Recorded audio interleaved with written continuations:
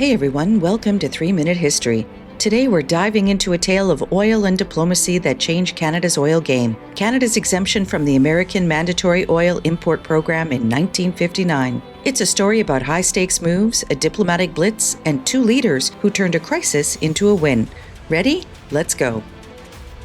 It's 1959 and Canadian access to the American oil market is in trouble. The United States has had a voluntary oil import program since 1955, and Canada and Venezuela were exempt. But now with oil fields being developed all over the world, boom!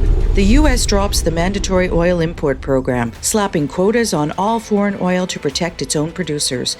Canada is caught in the crossfire. At first there are no exceptions, but Prime Minister John Diefenbaker and President Dwight or Ike Eisenhower step up. They've bonded over fishing trips and a shared vision of continental security. Diefenbaker's determined to save access for Canada's oil to the American market, and he's got Ike's ear.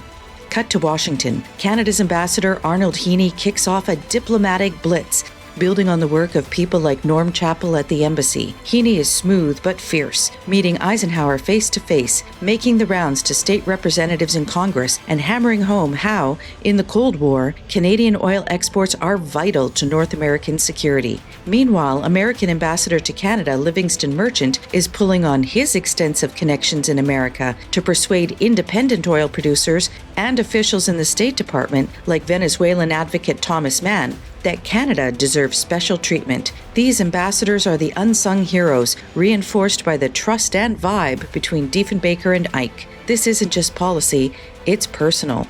The pressure's on. Inside the U.S., Eisenhower's team is split. Some want Canada out of the quotas, others say an exemption will enrage Venezuela, but Ike's got Diefenbaker's back. A compromise is proposed. Canada will receive an effective exemption, but won't build an oil pipeline to Montreal, which would displace Venezuelan oil entering Canada. After months of talks, Heaney's pleas, and Merchant's groundwork, the big moment hits. April 1959. Eisenhower signs off on an exemption for oil traveling overland, that is, by pipeline, rail, or truck. This is an effective exemption for Canada without naming Canada. It's a nail-biter turned victory.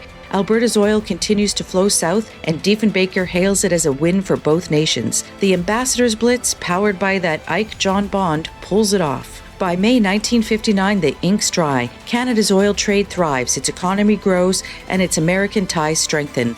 But Venezuela was not impressed and organized meetings with the Middle Eastern oil producers that turned into the Organization of Petroleum Exporting Countries, or OPEC, in 1960. Did Canada's exemption lead to the creation of OPEC? That's a question for another day. So the next time you think of Canada-US relations, remember this epic oil exemption tale, a story of diplomacy, determination, and two leaders who made it happen. Don't forget to like and subscribe for more stories that shape our world. Stay curious and keep exploring the history that's all around us.